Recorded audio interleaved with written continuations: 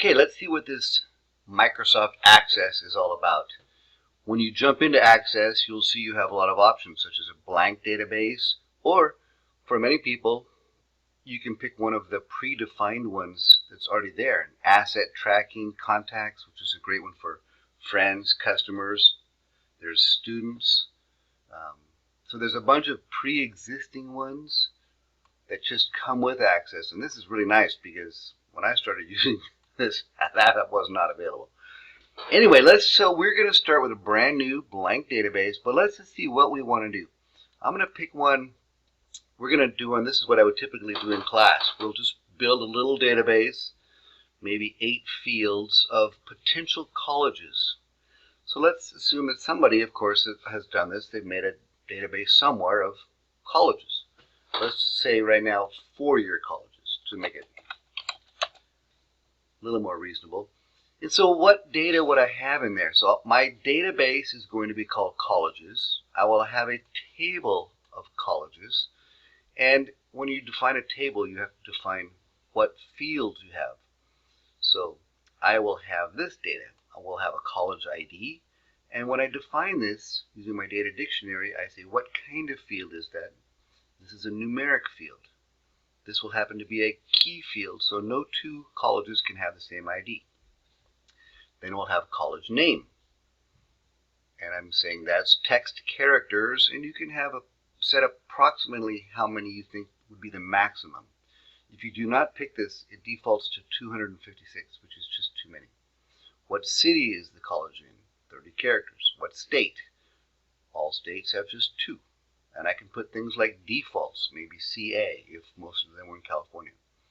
Tuition is numeric also, but it's also a special kind. It's with dollars, so we can put currency symbols. Then I'll have just a couple others to show some different kinds of fields, like does the campus have on-campus housing? Yes or no. What's the student population? And that's a number, no decimals. And then I'll have, oops, this should be date, not data. What's the application date we want? So if I have some plan, this is what the systems analyst, the database administrator, and the users get together and plan. What should this database look like? Okay, so now that I have a plan, I will go into Access and build this one right now. I'm going to start with a blank database, and this is what Microsoft Access looks like. There's 2 views. There's different views. In the top left corner, I can say this is what's called the datasheet view, which is just like a spreadsheet. Rows and columns. Typically we start in what's called design view. And I'm going to save this table and call it colleges. Okay, and I'm going to go fairly fast because you can slow this down or speed this up. So I'm going to have the first field called college ID. You can put spaces in field names, and I'm not really going to get into this right now, but typically you do not. And then I had, I think, college name, and that is going to be a character field or short text field. And here I'll say, I think I put that as 30 characters. Then I'll have, what was next? Was it city and state, I believe? College name, city, state, tuition. Okay, so I have city. That's also a short text. In this one, I think I put 35. And then I have state. That'll be short text of only 2. And just a little ahead of the game, I'm going to put a default value just so you see how this works of CA. So it'll just default to California. Now, I probably wouldn't do that in the real world. And then I have tuition, on-campus housing, number of students. Tuition. That one I'm calling a kind of field called currency field. It's not just a number, but currency. On-campus housing. Oops. And that one I'm going to call it a yes-no field. Yes-no could be for things like, does it have a football team? Does it have a pool? Is it near the beach? And then you maybe would say within 30 minutes of the beach in your description. As you may notice, we're not really putting anything in here under description because all of this is pretty clear. But if I said, is it near the beach?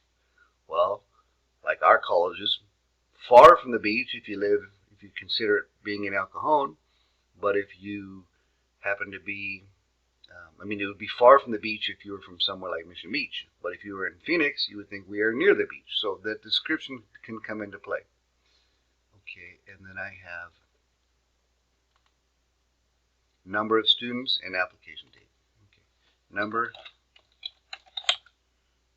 of, this is a pretty common way of labeling fields where the first letter is capitalized. And that would be a number. Then I'm also going to say more than just a number, that's an integer. That's just an integer, and it has decimal places of 0. So down here we're dealing with what are called field properties. As you go through the chapters, it'll show you what that is. And then we'll have application date. And that will be a date field. Date fields have a lot of specifics. For instance, the month cannot be greater than 12. It cannot be a fraction either. Day of the month has to be 31 or less. So there's things like that that's going to make life a lot easier. So now I've been using my data dictionary. I've been creating my structure of my table. And by the way, you see this primary key that happens to be on college ID. I could make another field primary key, but I'm not. College ID was the perfect primary key. I could insert rows and delete rows, and there's things I can do here. But just to get it started, I'm going to view my data now in Datasheet view, and I can enter some data. So I'll call it, this one I probably should have done what's called an auto number, but let's just call this 100. College name is, let's try San Diego State.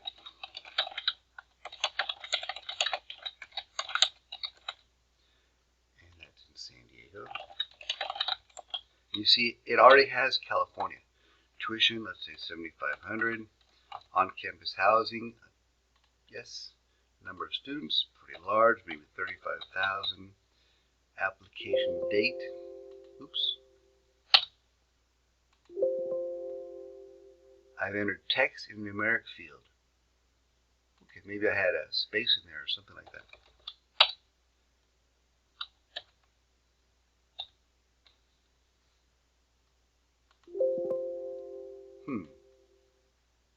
Okay, I fixed that. That has to be a long integer. Then application date, I'll just put everybody July 1st. I don't know why. So then I can keep entering data this way. This has actually been set up to automatically number my fields 1, 2, 3. And so just like with Excel, I can now stretch this out a little bit, give myself a little more, make it look nicer. Some fields, number of students, make it a little better. So just like Excel, I can manipulate this. Let me add another school. Let's say UC San Diego. That's in San Diego. California, that's about I don't know, I have no idea what it costs now. On-campus housing, yes, some of the best years of my life were there. And let's say 18,000. I have no idea what the number is there. And again, we'll just say July 1st.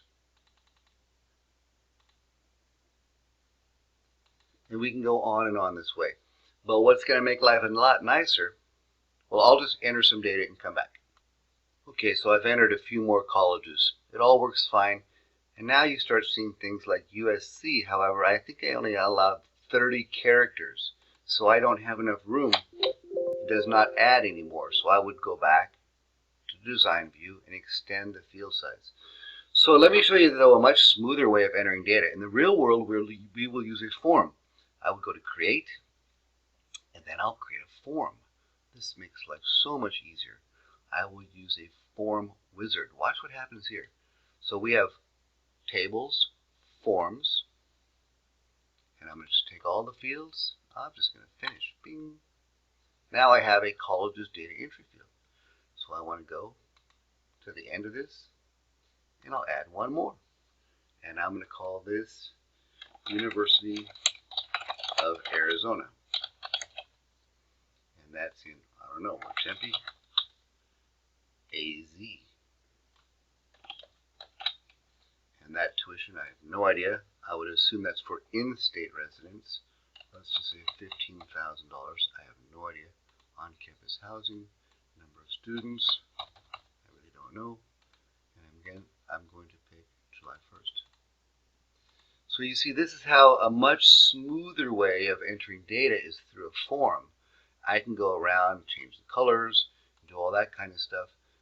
Design view, I'll click here, give myself a back color of maybe light blue, and maybe a back color here of pink. I have no idea.